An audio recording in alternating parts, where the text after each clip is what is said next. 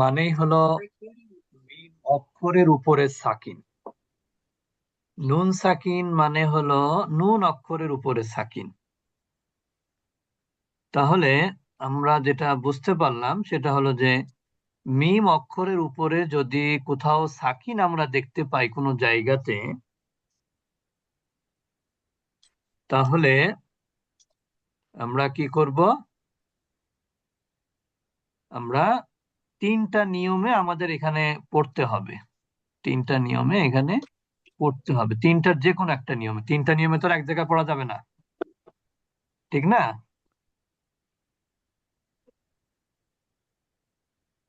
তো সেই তিনটা নিয়মটা কি সেটা আমরা ইনশাল্লাহ আপনাদেরকে এখন জানাবো।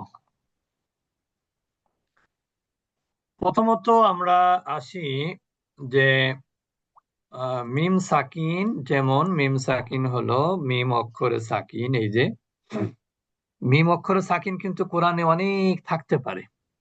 তার কারণ যে কোনো শব্দের মধ্যেই তো মিম সাকিন থাকতে পারে, ঠিক না? যে কোনো শব্দের মধ্যেই মিম সাকিন থাকতে পারে। তা মিম সাকিনের পরে কোন অক্ষর আছে এইটার উপর নির্ভর করেই মূলত মিম সাকিনের নিয়ম রয়েছে আর কি। তো এর উপরে মিম সাকিনের পরের অক্ষর যদি বা থাকে তাহলে সেটা হবে ইকফা। যদি কোথাও মিম সাকিনের পরে বা থাকে তাহলে সেটা হবে কি? ইকফা। আর মিম সাকিনের পরে যদি মিম থাকে তাহলে সেটা হবে ইদগম। আর বা এবং মিম ছাড়া বাকি যে অক্ষরগুলো আছে এইগুলো যদি কোথাও মিম সাকিনের পরে আসে তাহলে সেটা হবে ইজহার। ক্লিয়ার? এবার আমরা এক একটা করে যাব। তাহলে মিম সাকিনের টোটাল কোরআনের একটা যেখানে গুণনা হবে এরকম মিম সাকিন আমরা কোরআনে পাই প্রায় 500 জায়গাতে। তার প্রথম নিয়ম হচ্ছে যে ইকফা। ইকফা শব্দের অর্থ হলো গোপন করা, আপনারা জানেন। আর যেখানে গোপন করার ব্যাপার আছে সেখানে কিন্তু গুণনার ব্যাপার আছে। গোপন যেখানে, গুণনা সেখানে। যেখানে স্পষ্ট সেখানে কিন্তু গুণনা নাই। তাহলে এখানে ইকফা মানে কি? গোপন করা, মানে কি? গুণনা করে পড়া। অর্থাৎ গুণনা করতে গেলে একটা অক্ষরের সম্পূর্ণ উচ্চারণ কিন্তু হয় না, স্পষ্ট উচ্চারণ হয় না। আমরা একটু খেয়াল করব, মেয়র থাকবো যারা শব্দ হচ্ছে যাদের। আচ্ছা, এরপর দেখেন তাহলে মিম সাকিনের পরে বা যখন আসবে,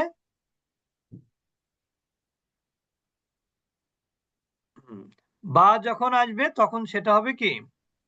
ইকফা। ইকলাম। ইকফা, বুঝতে পেরেছেন? আর ইকফা হলে এখানে আমরা কিভাবে গুণনা করব? এই মিম সাকিনে গুণনা করব। মিম সাকিনে গুণনা করব, তাহলে কি হবে? ইয়াইজুকুম বিহি। ইয়াইজুকুম, এই যে কুম, কেন গুণনা হলো? তারপরে বা আছে, তারপরে বা আছে। ওয়াতুযাক্কিহিম বিহা, ওয়াতুযাক্কিহিম, এই যে মিম, মিম সাকিনের এখানে কি হবে? গুণনা হবে, কারণ পরে পরে বা অক্ষর আছে। হতে পারে বাটা একই শব্দের মধ্যেও থাকতে পারে, বাটা আলাদা শব্দেও থাকতে পারে, এটা কোনো ব্যাপার না। বা থাকলেই হবে। মিম সাকিনের পরের অক্ষর যদি বা হয়, বার উপরে কি আছে না আছে সেটাও ফ্যাক্টর না। যে বার উপরে জবর থাকলে হবে এরকম কোনো ব্যাপার না। বা হলেই সেটা কি হবে? গুণনা হবে। তাহলে মিম সাকিনের পরে যদি বা অক্ষর আসে তাহলে সেই মিম সাকিনকে গুণনা করে পড়তে হবে। সেই মিম সাকিনকে গুণনা করে তারপরে পড়তে হবে। ওয়াতুযাক্কিহিম বিহা, এটা মিমে গুণনা হবে। আম বাঈদুন, আম মিম সাকিনের পরে বা, এখানে গুন্না হবে। মিম সাকিনের পরে বা, এই জন্য এখানে গুন্না হবে। بعضهم ببعض بعضهم ببعض, এখানেও بعضهم, এখানে গুন্না হবে। তার কারণ তারপরে বা অক্ষর আছে। তাহলে এগুলো সব কিন্তু মিম সাকিনের ইকফা, মনে রাখবেন। ইকফা কিন্তু নুন সাকিনেরও আছে, আমরা পড়বো ইনশাল্লাহ আগামী ক্লাসে। এরপর আমরা চলে যাব ঈদগাম। ঈদগাম অর্থ হলো মিলিয়ে পড়া। ঈদগাম অর্থ হলো মিলিয়ে পড়া, শাব্দিক অর্থ। তো মিম সাকিনের পরে যদি মিম অক্ষর আসে, তাহলে এই ফার্স্ট মিম যেহেতু সাকিন আছে, সেকেন্ড মিমে অবশ্যই তাসদিদ থাকবে। যদি তাসদিদ নাও থাকে, আপনাকে তাসদিদ দিয়ে পড়তে হবে। তাহলে কি বললাম, মিম সাকিনের পরে সেকেন্ড মিম যদি আসে, তাহলে সেকেন্ড মিমে অবশ্যই তাসদিদ থাকবে, নইলে তাসদিদ দিয়ে পড়তে হবে। আর যখনই তাসদিদ দিবেন, তখন প্রথম সাকিন আলা মিমটা পড়া হবে না, কারণ সাকিন থেকে তাসদিদের পাওয়ার বেশি। এই জন্য সাকিন যুক্ত মিমের আগের অক্ষর তাসদিদ যুক্ত মিমকে কানেক্ট করবে এবং গুন্না সহ পড়তে হবে। এই যে কানেক্ট করলো, এইটাই হচ্ছে মিলিয়ে পড়া। তাহলে আমরা এখানে পড়বো হচ্ছে লাহুম মা, এখানে কিন্তু এই মিমটা পড়বো না, আমরা পড়বো সেকেন্ড মিমকে। আর সবসময় মনে রাখবেন, ইদগমের অক্ষরের উপরে অবশ্যই তাসদিদ আসবে।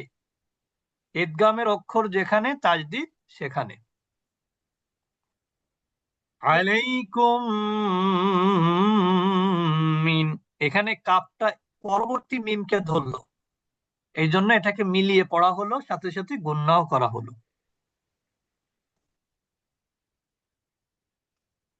এরপর আমরা চলে যাব পরবর্তী। ইয়াতিকুম মাসালু, ইয়াতিকুম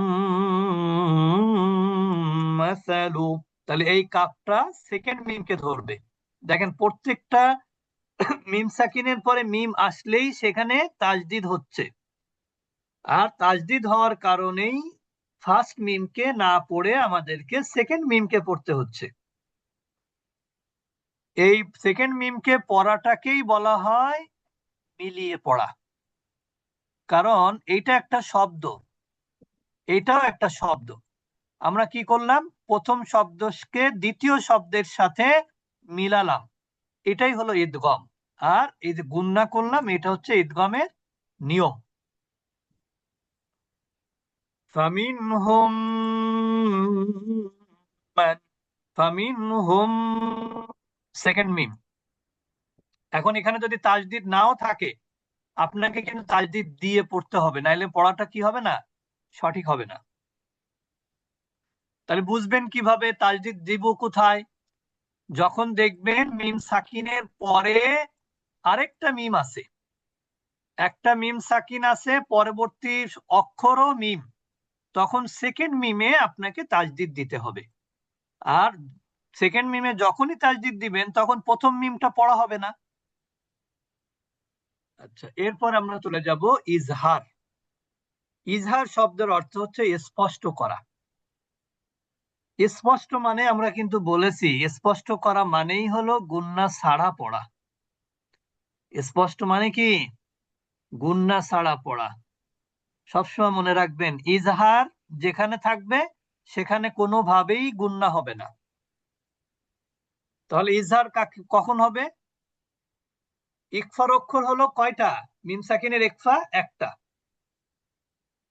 মিম সাকিনের ইকফার অক্ষর হলো একটা মাত্র।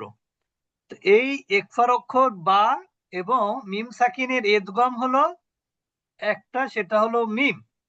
এই বা এবং মিম ছাড়া বাকি যে অক্ষরগুলো আছে, ওই অক্ষরগুলো যদি মিম সাকিনের পরে আসে কোনো একটা, তাহলে ওই মিম সাকিনকে স্পষ্ট করতে হবে, কোনো প্রকার গুণনা করা যাবে না।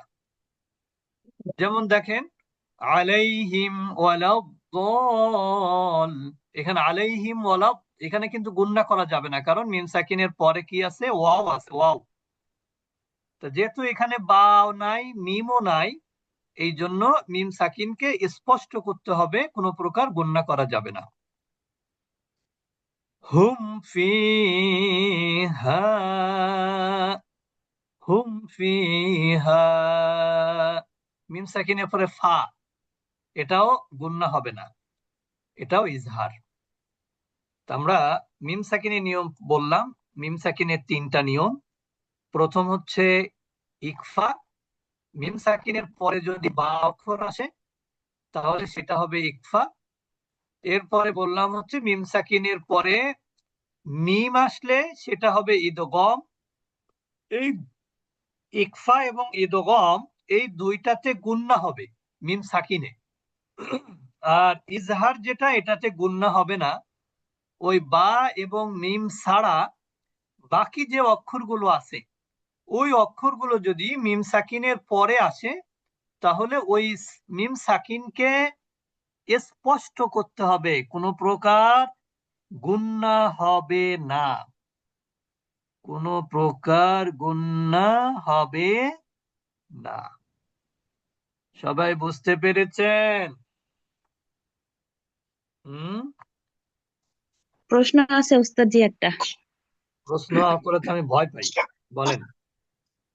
না না, আহ, এই যে আমরা আগে জানতাম নুনের মিমের তাসদিদ গুণনা করা ওয়াজিব, হুম। কিন্তু আপনার ক্লাসেই শিখেছি যে ওই নুন অথবা মিমের তাসদিদের পূর্বে যদি হারাকা থাকে পূর্বের অক্ষরে, সিঙ্গেল তাহলে হারাকা, সেখানে সিঙ্গেল ওয়াজিব হারাকা, হবে গুণনা করা। জি, সিঙ্গেল হারাকা জি, থাকলে। সিঙ্গেল হারাকা। হুম। জি, তাহলে এই যে এই মিমের তাসদিদ যুক্ত মিমের পূর্বে সুকুন আছে, তাহলে কি এই তাসদিদ যুক্ত মিমটা কি গুণনা করা ওয়াজিব? এটা হচ্ছে মানে গুণনা করতে হবে, কিন্তু এটা নাম আপনি বলতে পারবেন না ওয়াজিব গুণনা। জি ওস্তাদি, তাহলে এটা ওয়াজিব না কিন্তু গুণনা করতে হবে। গুণনা করতে হবে, এটা ওয়াজিব গুণনা না জি, আর কি। এটার নাম হচ্ছে মিম সাকিনের গুণনা। জি বুঝতে পেরেছেন? ওস্তাদ। এই যে, হ্যাঁ, জি, ভালো একটা প্রশ্ন করেছেন আপনি। এটা দেখেন, আমরা কিন্তু ওয়াজিব গুণনার সময় বলেছিলাম যে আমরা যদিও বলি যে নুনে মিমে তাজদিদ গুণনা করা ওয়াজিব, কিন্তু নুনে মিমে তাজদিদ যদি গুণনা করা ওয়াজিব ঠিক আছে, বা গুণনা করতে হবে এ কথাও ঠিক আছে, কিন্তু ওইটার নাম ওয়াজিব গুণনা বলা যাবে না। কেন বলা যাবে না? তার মানে দেখেন, এই যে এখানে তো মিমে কি আছে? তাজদিদ আছে। তার মানে আপনি কি বলবেন যেটা ওয়াজিব গুণনা? না। তার কারণ কি? তার না এটা পূর্বে ওয়াজিব না। সাকিন আছে। এর পূর্বে জি, যদি সাকিন না থেকে সিঙ্গেল হারাকা হতো, জবর হতো, জের হতো, অথবা পেশ হতো, তাহলে এটা ওয়াজিব গুন্না জি, হতো। কিন্তু ডাবল জি হারাকা ওস্তাদ। হলে আবার ওয়াজিব গুন্না হবে না। ডাবল হারাকা হলে তখন আবার নুন সাকিন তানবিনের নিয়ম হয়ে যাবে, ঠিক না? জি ওস্তাদ জি। তো এই হচ্ছে, জাযাকিল্লাহ প্রশ্ন করার জন্য। প্রশ্ন কেউ করতে চাইলে তো আমি ভয় পাই, কারণ আমি তো আসলে অত এক্সপার্ট না। জি। তা ঠিক আছে, আজকে এই আপনার পর্যন্ত। কাছ থেকে এটা শেখা